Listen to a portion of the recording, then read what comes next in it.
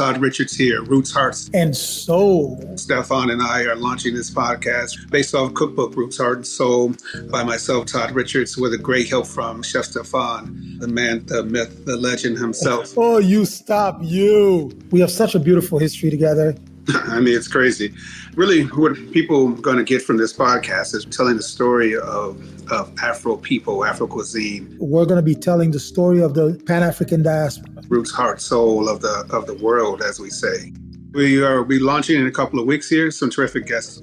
Stay tuned. Follow us on all our social media at Chef Todd Richards in all formats. Chef Stefan, what's yours? ChefStefan.it, AYITI. This is the correct way to say Haiti. Well, we're getting education already. So if you want to find out more, if you want to listen to great stories being told by amazing, amazing culinary talents, we're going to be hearing stories from Africa all the way to the Caribbean, all the way to the Americas. It's going to be something special. Giving everyone the good rhythm, the good vibes. Yeah, baby. We look forward to seeing everyone. Talk soon. You're listening to Heritage Radio Network. HRN is food radio supported by you. Learn more at heritageradionetwork.org. Hearst Ranch is a proud sponsor of the Heritage Radio Network. Learn more about Hearst Ranch at HearstRanch.com.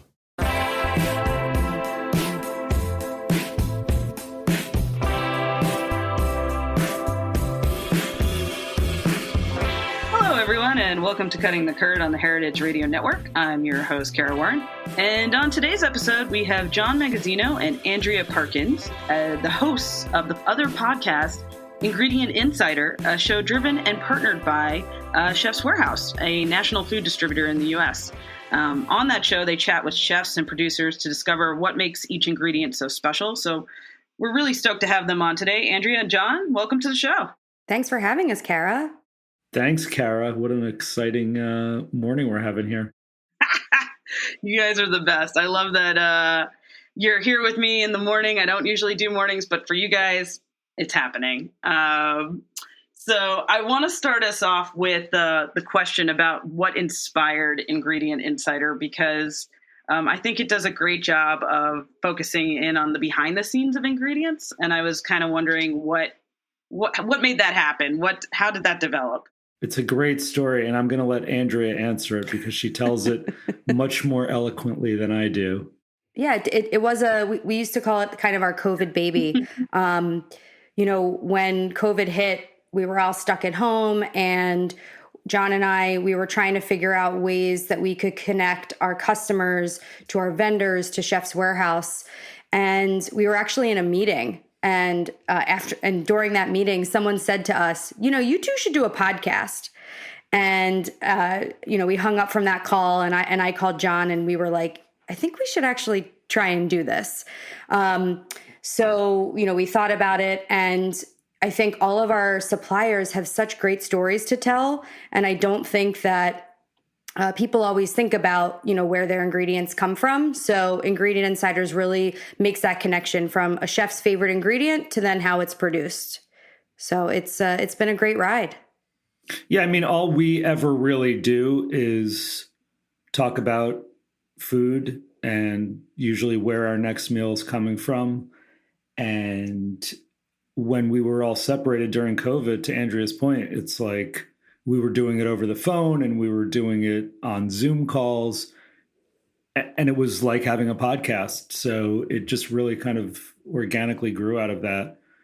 And it's turned into something really nice. And do you feel like, in terms of choosing the ingredients and the chefs that are featured on the show, is there like a specific criteria that you guys give to it? Or do you just have friends on? Or because I think what's cool about the show is also it is a very authentic, comedic, lighthearted. But then I guess there are serious points because you're just awesome people. So I think you do a great job of interviewing. So again, back to the question, like how do you go about choosing the ingredients and the chefs that you show there? I mean, I really think we've always wanted it to be authentic, and we've always wanted it to be a show about great chefs or food writers, or really anybody who's passionate about food, talking about an ingredient that they really love. and then just kind of getting like, geeking out on talking about whatever it is. And we didn't want to, put ideas in the chef's heads. We don't want to force an ingredient, but, we've been very fortunate to have some great guests where we just say, hey, tell us an ingredient you love and let's just talk about it. And I love that moment. We will be communicating by email or by text with some of these chefs, and we say, what do you want to talk about? What is your favorite ingredient? And kind of that anticipation of like, what are they going to say? To me is really neat. And then, we can kind of go down that rabbit hole, and you can really tell with some of the guests that the ingredient is important to them. Like, as soon as you asked that question, Kara, it made me think of the episode with Ruth Reichel, and she wanted to talk about lemons. And since then, I've listened to her on multiple podcasts, and she mentions her love of lemons. So it's something that, really means a lot to her, that it's goes not just for our episode, but, it means something to her in her life. And what's really cool also is a lot of times, we'll ask a chef or a writer about that ingredient, and it'll be something so simple, like Andrea just said, lemons. Or we had Melissa Clark on for 2 episodes, and she said, you know what, I would love to talk about salt. Or I would love to talk about, another episode was anchovies. And it's like, sometimes I get nervous when the guest is like, let's talk about salt, because you're like, hey, we've got to spend 45 minutes talking about something that on one hand is so simple, but on the other hand is so fundamental to all food and taste. And so it really is, it's a lot of fun. And I got to say the time flies by when we're talking to these folks. It was funny though, in our episode, Kara, we called it the French butter episode. And I remember the day it came out, my wife came down the stairs and she was like, I know you said it was a French butter episode, but you really talked a lot about cheese. And I'm like, it's true. So it's sometimes the conversations can, veer off and, Yeah, no, I think it's like so you guys also do a great job on Instagram of showcasing the episodes. And I loved, I saw something about bacon before that I was like, oh, I never thought about that. Like the way it's smoked is a wood smoke instead of another process that gets done. So I think it's so surprisingly, it's entertaining plus education, which is what we strive for in Cutting the Curd, so I love that there's like synergy and this like amazing, you guys are just doing a great job. And I'm so excited that you're continuing to do like the show, and it's exposing people in a way that's never been done before. Do you think Chef's Warehouse, is that what makes it different from other food service distributors too? The fact that you guys are like doing this podcast. I mean, there's probably a multitude of things that makes Chef's Warehouse like an amazing food service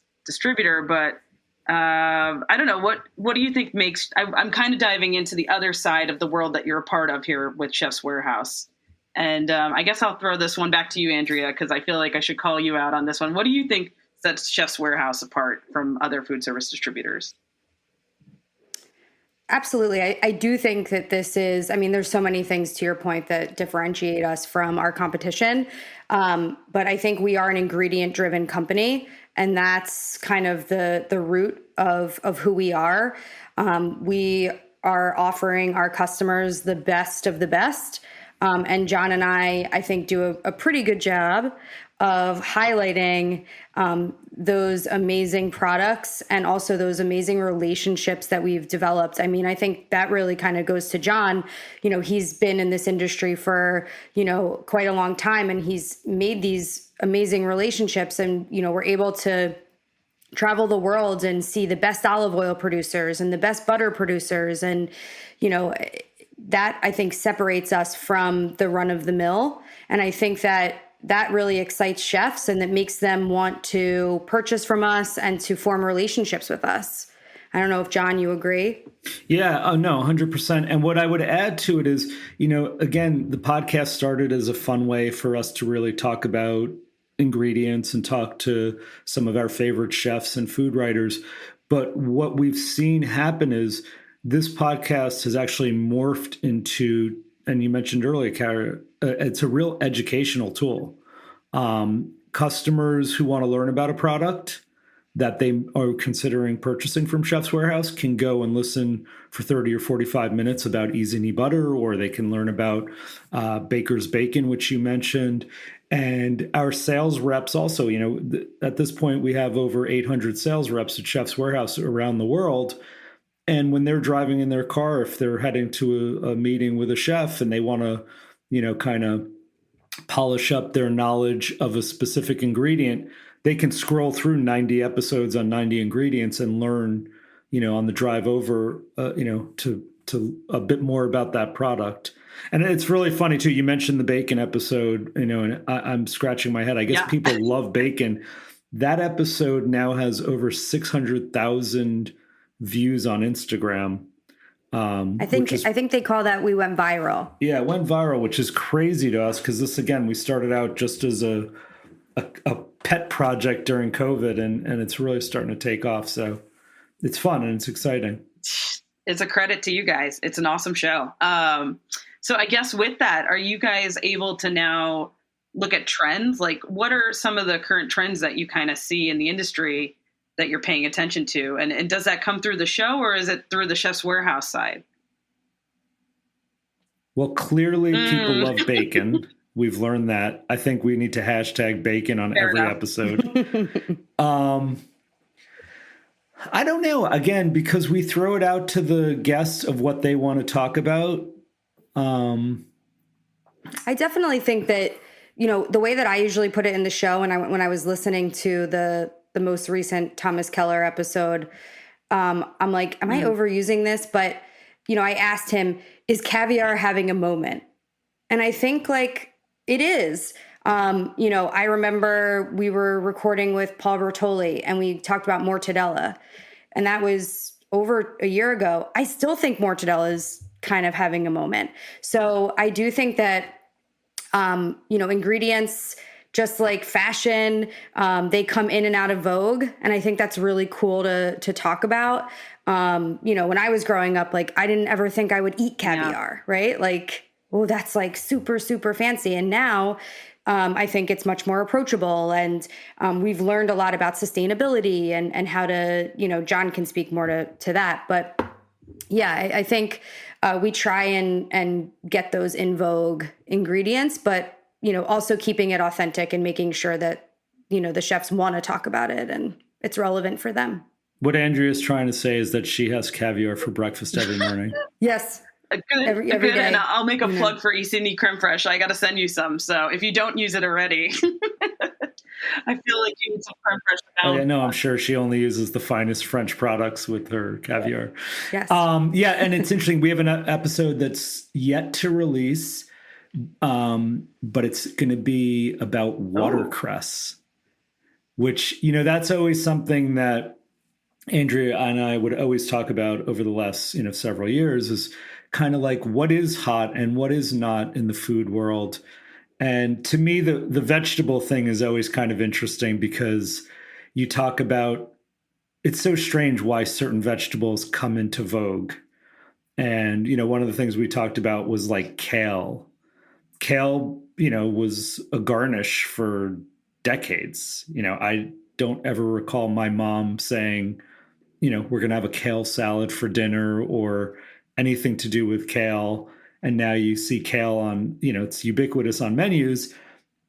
And then I don't know if it was around the same time, which came first, the kale or the Brussels sprout, but people were eating Brussels sprouts, but nobody, did anybody really like Brussels sprouts? Kind of, yes. I mean, I always did, but now you look at every menu and they've got, char grilled, sriracha, dunked. I think bacon helped the Brussels sprout. Yeah, I think when people paired those two, they were like, ooh, now I like them. Yeah. So now I have a feeling we're getting a little ahead of ourselves, but I'm going to make a prediction here, Kara. You people heard it here first. Cabbage is going to be the vegetable of 2025. Watercress is coming next. I believe in watercress. I'm not sure about cabbage, Sean, but we can always have this game later where you can say, you told me so.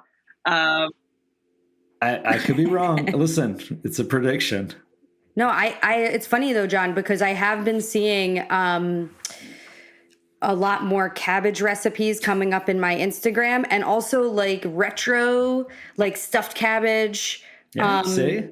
And like, I think coleslaw is having like, I mean, John loves coleslaw. Like it's I've seen him eat quarts. Sorry to embarrass you. I'm not embarrassed. I'm proud. It's a badge of honor. You should be. So I think, I don't know. I think I'm with John on this one. Okay. Kara. So cabbage is happening, and I've heard it here first. You know what? On this moment, we're going to take a quick break for our sponsor. Hey, everyone, you're listening to Cutting the Curd, and we'll be right back. Hearst Ranch is a proud sponsor of the Heritage Radio Network. The Hearst family has been raising cattle on the rich, sustainable native grasslands of California's Central Coast for over 150 years. Piedra Blanca Rancho in San Simeon is the original Hearst Ranch, founded by George Hearst in 1865. George's son was the famous publisher William Randolph Hearst. In addition to being known for building the iconic Hearst Castle, William was, like his father before him, an avid rancher. In his words, "I would rather spend a month at the ranch than any place in the world." Thanks to one of the largest land conservation easements in California history, a joint effort with the California Rangeland Trust, the American Land Conservancy, and the state of California, the working landscape at Hearst Ranch will be preserved forever. Learn more about Hearst Ranch at HearstRanch.com. Welcome back to Cutting the Curd. I'm your host, Kara Warren. I'm here with Andrea and John of Ingredient Insiders, a food podcast related to chefs and ingredients, and related to Chef's Warehouse. And I just have to give them that shout out because they're awesome. You guys, this is very funny that we just talked about cabbage. Who knew it could be so entertaining with cabbage? But yeah, so this leads into my next fun question, which is how do you balance educating your audience while keeping the content engaging and entertaining? I mean, I feel like your personalities are doing it all, but like, is there more to it? I don't know if there's anything. I think it just kind of, again, it organically happens while we're having the conversations. I think, we're both curious people that we want to know where our food comes from. I think a lot of people want to know. And so during these conversations where you're talking to the chef or the producer, the logical kind of questions are like, tell us how it's made and where it's made and what makes it different. And, I think of, again, the Easy Knee Butter episode that we, had with you, Kara, where, a lot of people, this comes up all the time. We live in a world where everything is at our fingertips. It's so easy to walk into a store, pull a product off the shelf, or to go into a restaurant and order something and give some thought to where it comes, especially if you're really into food. But a lot of people don't give a lot of thought to it. And it's sometimes the most simple products or the most basic things, whether it be butter, or Andrea and I just came back from Avery Island, Louisiana, where we met with the folks who make Tabasco. And it's like, it's crazy to think Tabasco sauce, it's worldwide in its, where it's used. People like hot sauce around the world. Except for where, Andrea, they told us one country where people don't like hot sauce. I forget where that was. So talking about, products that we I don't want to say we take for granted, but Andrea and I were down at Avery Island, Louisiana. We met with the McElhaney family that produces Tabasco sauce. And I don't know that I ever really considered that a product that is on, I think you can find it in every supermarket around the world. It's on restaurant tables around the world. All of that product is coming from this remote island. It's a salt dome, actually, whatever a salt dome means. I'm not even sure about that. But it comes from this remote island, cool. 3 hours west of New Orleans, kind of in the middle of nowhere in the bayou. And for over 150 years, they've been making this pepper sauce with vinegar that somehow has made it onto the, tables around the world. And it's mind boggling. You never think about it, but then all of a sudden you go to this place and they're really doing things in an artisanal manner, which is mind blowing. Yeah, that's something I had no idea about, John, when we were there. They age the peppers in old bourbon barrels for 3 years. And then they're pumping out 700,000 of those little bottles a day. So again, it really gives insight into where things come from. I think it's important for people to know that. And I think, like anything, the more you know, the more of an appreciation you have for the product. And, that's kind of what we do. And that's how the educational component really comes into it. But it is that curiosity, because you start asking questions like, wait, what do you use to make this? And where do you make it? And how is it made? And all of a sudden you've got a wealth of information that's, for the most part, usually really interesting. And the history, too. I think you guys really get to deep dive into the ingredients. And it kind of leads into one of the things I wanted to ask you guys about is also if you had advice for people who were aspiring food podcasters, what advice would you give to them on creating content with culinary ingredients? My first thing would be just be yourself, be authentic, and make it, the subject matter be something that you care about. Yours is a great example. You've dedicated your life to cheese and dairy, and you've got a wonderful Cutting the Curd podcast. I think whatever it is, just people see through bullshit. People see through, when you're not being genuine. And I think just having an honest conversation, an authentic conversation, for me was always very important. Even though this is a company podcast or a business linked podcast, we always want it to be not a commercialized thing. We want it to be authentic.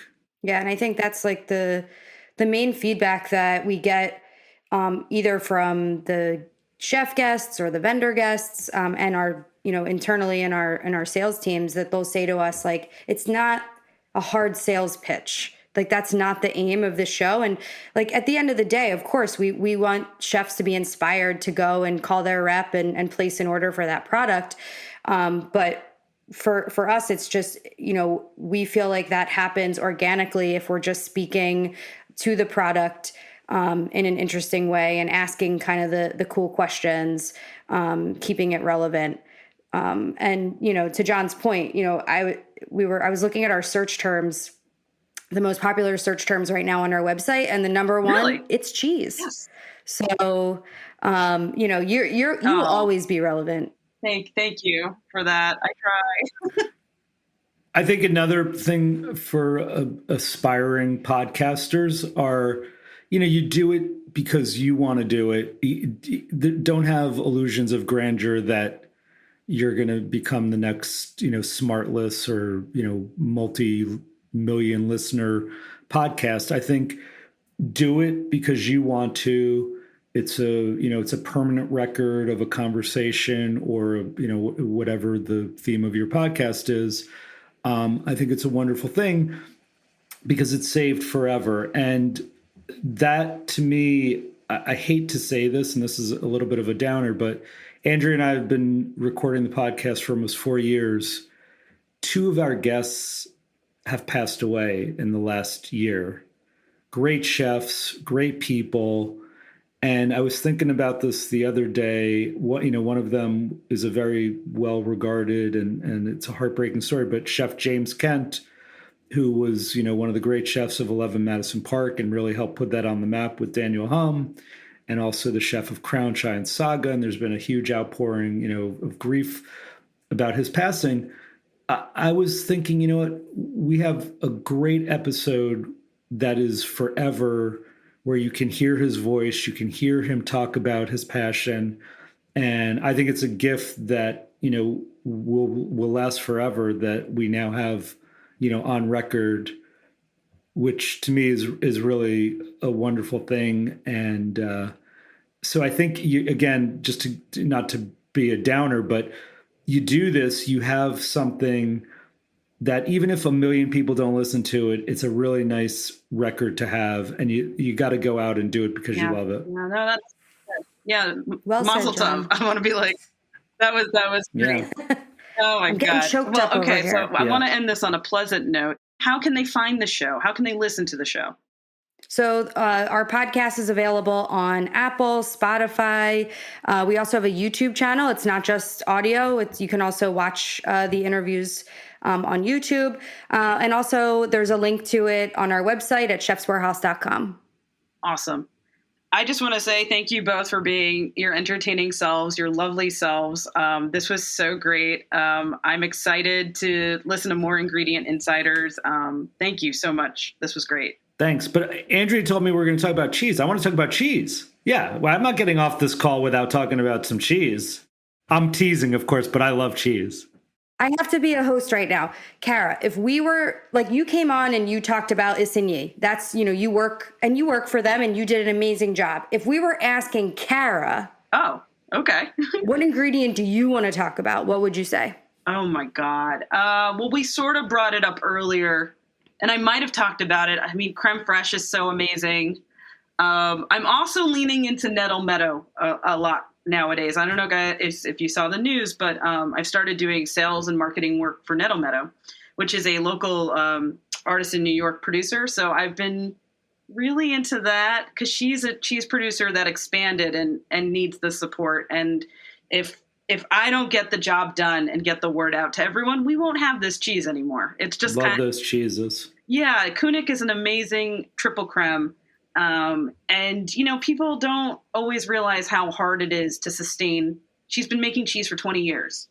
And I really, really want people to understand how important it is, that they buy her cheese and that they cherish it because it could not be around if people don't continue to buy it. And so I'm very into the Nettle Meadow cheese business right now. So that's my ingredient of choice. Okay. I think we need to do a Kunik episode. Yeah, we should definitely do a Kunik episode. And we're not far from the farm. Let's go up and visit. Yeah. Oh my God, yes. Well, she converted an old log cabin into her creamery. So again, it's like this amazing restoration as well, that like architectural restoration that you get to see, as well as an amazing creamery. So we should definitely go up there and talk to her and you and. Yes. Oh, absolutely. I would love that. We can have a Catskills, New York, all that fun stuff. Absolutely.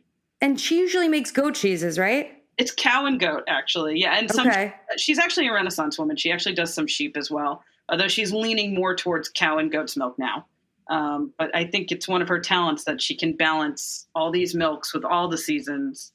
I mean, it's cool. Yeah. You guys got to go. It's one of those things. We'll continue the cheese ingredient marathon that we're on. And it's so great. You guys are just awesome. I love you guys. What can I say? It's a love fest for me. We love you too, Cara. Thanks, Cara. We love you for sure. All right. Well, I'm going to give the listeners the Instagram information so they can find you. So here it is. Please follow Andrea and John on Instagram at Truffle Dog, which is spelled DAWG, and the Prosciutto Queen. And then you can also find their show at Ingredient Insiders, partnered with at Where Chefs Shop. And then you can follow us at Cutting the Curd and myself at Cara Warren. Please subscribe to Cutting the Curd wherever you listen to your podcasts. And thanks, and eat more cheese.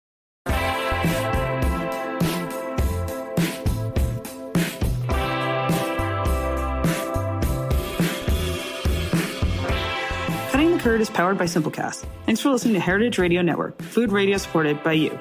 Keep in touch at heritageradionetwork.org/subscribe.